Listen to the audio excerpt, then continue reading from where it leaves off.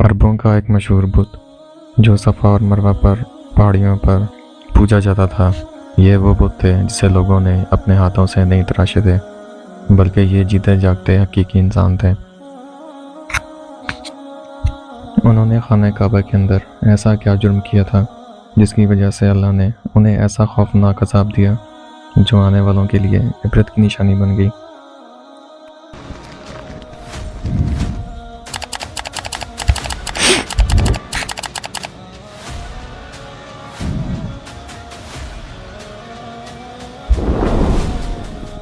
جب سے خانہ کعبہ تعمیر ہوا تب سے لے کے اب تک جس نے بھی بیت اللہ کی بیرمتی کی یا بیرمتی کرنے کی کوشش کی تو اللہ نے ان کا وہ حشر کیا کہ رہتی دنیا تک عبرت کا نشان بن کر رہ گئے، پھر چاہے وہ دنیا کا طاقتور بادشاہ ابراہا اور اس کے ہاتھیوں کا لشکری کیوں نہ ہو۔ اس کے علاوہ تاریخ میں کئی ایسے واقعات ملتے ہیں کہ جنہوں نے کعبہ شریف کی بیرمتی کی اور ان کو اللہ نے دردناک عذاب دے کر تباہ کر دیا۔ اس کی ایک مثال اسحاق اور نائلہ ہے۔ اسحاق بن یعلا اور نائلہ بنت زید دراصل قبیلہ بنی جرہم کے ایک مرد و زن تھے۔ نائلہ ایک خوبصورت اور حسین لڑکی تھی جو اپنے قبیلہ میں یمن کے کسی علاقے میں رہا کرتی تھی۔ یہ خوبصورت حسینہ قبیلہ بنی جرہم میں اپنے حسن کی نمائش کیا کرتی تھی۔ وہ فاش لباس پہن کر گھر سے نکلتی تھی اور قبیلہ کے نوجوان اس کے پیچھے پیچھے چلتے تھے۔ ہر کوئی اس سے تعلقات کا خواہشمند تھا۔ انہی لوگوں میں قبیلے کے سردار کا بیٹا بھی شامل تھا جس کا نام اسحاق بن یعلا تھا۔ اسحاق اور نائلہ آپس میں محبت کر بیٹھے اور یہ محبت بہت ہی جلد خباثت میں بدل گئی۔ انہوں نے آپس میں ناجائز تعلقات قائم کر لیے اور جب کبھی موقع ملتا تو دونوں زنا میں مشغول ہو جاتے۔ اس طرح یہ سلسلہ یوں ہی چلتا رہا۔ جب ان کے گھر والوں کو اس کا علم ہوا تو وہ ان کے خلاف ہو گئے، جس وجہ سے ان کے ملنے پر پابندی لگا دی گئی۔ ایک دفعہ کا واقعہ ہے کہ بنی جرہم کا ایک قافلہ حج کرنے کے لیے مکہ کے لیے روانہ ہوا تو یہ دونوں بھی اس قافلے کے ساتھ حج کے لیے چل دیے۔ قافلہ مکہ پہنچا اور یہ حج کے ایام تھے۔ انہی دنوں کا واقعہ ہے کہ ایک روز کعبہ میں لوگوں کی تعداد بہت ہی کم تھی اور آس پاس کوئی بھی موجود نہ تھا، لہٰذا شیطان نے ان کے دلوں میں وسوسہ ڈالنا شروع کر دیا اور وہ دونوں خانہ کعبہ میں داخل ہو گئے اور اس تنہائی میں زنا کرنے لگے۔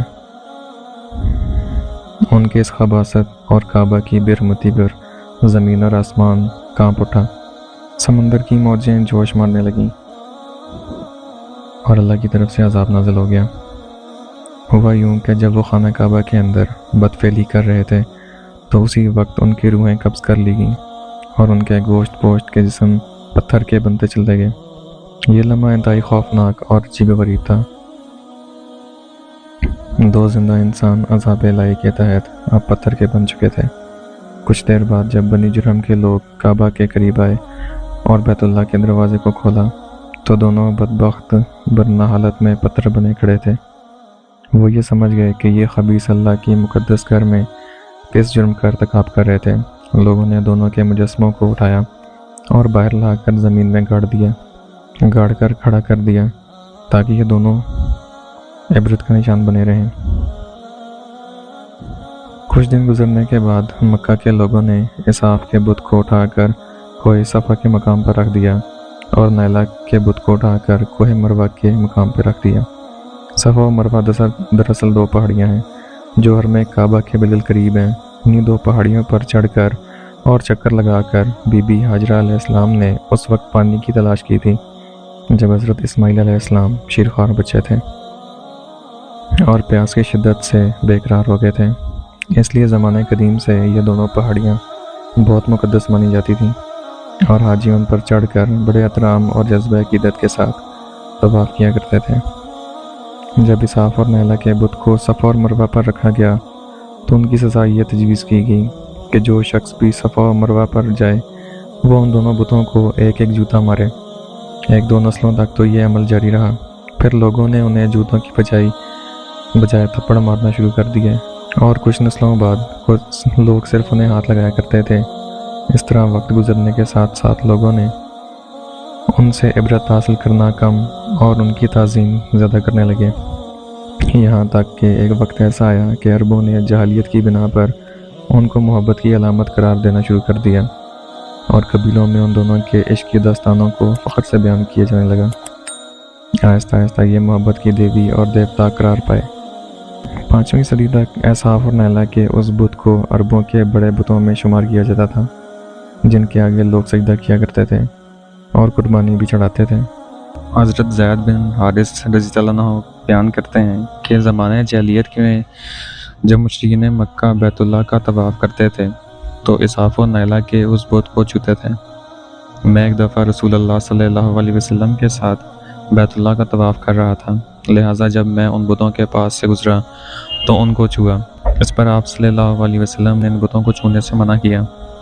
میں نے اپنے دل میں کہا کہ دیکھوں تو صحیح کہ چھونے سے ہوتا کیا ہے، اس لیے دوبارہ ان کو چھوا۔ آپ صلی اللہ علیہ وسلم نے دوبارہ ذرا سختی سے منع کرتے ہوئے فرمایا، کیا تم کو منع نہیں کیا تھا؟ حضرت زید فرماتے ہیں کہ اللہ کی قسم اس کے بعد کبھی کسی بت کو میں نے ہاتھ نہیں لگایا، اور میں قسم کھا کر کہتا ہوں کہ نبی صلی اللہ علیہ وسلم نے کبھی بھی کسی بت کو نہیں چھوا تھا، یہاں تک کہ اللہ نے آپ کو نبوت عطا فرما دی اور آپ پر وحی نازل ہونے لگی۔ ایک دن رشد و ہدایت کا ایک سورج طلوع ہوا جس سے یہ پورا خطہ جگمگا اٹھا۔ حضور پاک صلی اللہ علیہ وسلم نبوت کے عہدے پر فائز ہوئے۔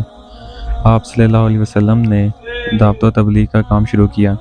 10 ہجری میں جب اللہ نے عرب میں دین اسلام کو غالب کیا اور محمد صلی اللہ علیہ وسلم نے مکہ فتح کیا تو آپ فتح کے بعد حرم شریف میں داخل ہوئے اور آپ نے اپنے بھائی حضرت علی کے ساتھ مل کر تمام چھوٹے بڑے بتوں کو توڑ ڈالا۔ آپ بت توڑتے جاتے اور یہ فرماتے جاتے کہ حق آ گیا اور باطل مٹ گیا، بے شک باطل نے مٹ ہی جانا تھا، یہاں تک کہ خانہ کعبہ تمام بتوں سے پاک ہو گیا۔ پھر آپ صفا اور مروہ پر تشریف لے گئے اور اصحاف و نیلا کے اس بت کو اپنے مقدس ہاتھوں سے توڑ ڈالا۔ ہم نے دیکھا کہ اصحاف و نیلا کے اس بت کو لوگوں نے بطور عبرت صفا اور مروہ پر رکھا تھا، لیکن شیطان نے انہیں ایسا گمراہ کیا کہ وہ ان کی پوجا کرنے لگے۔ صرف یہی نہیں بلکہ زنا جیسے بدترین جرم جسے کعبہ شریف کے اندر کیا گیا تھا، لوگ اس داستان کو فخر کے طور پر بیان کرنے لگے۔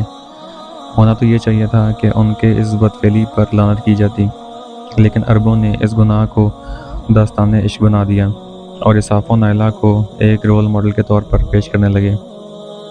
بالکل اسی طرح آج کے اس فتنے بھرے دور میں یہی کچھ حالات نظر آتے ہیں، جہاں اگر کوئی شخص اسی طرح کا سنگین جرم کرے تو لوگ اسے ہیرو کی طرح بطور نمونہ پیش کرتے ہیں۔ فریڈم، آزادی خیال اور لبرلزم کے نام پر ہر طرح کی خباثت اور برائی کو خوبصورت انداز میں پیش کر کے اس کی بھرپور تائید کی جاتی ہے۔ اللہ تعالیٰ سے دعا ہے کہ اللہ ہمیں ہر قسم کی برائیوں اور فتنوں سے محفوظ رکھے اور شیطان کے وسوسوں اور چالوں سے حفاظت فرمائے۔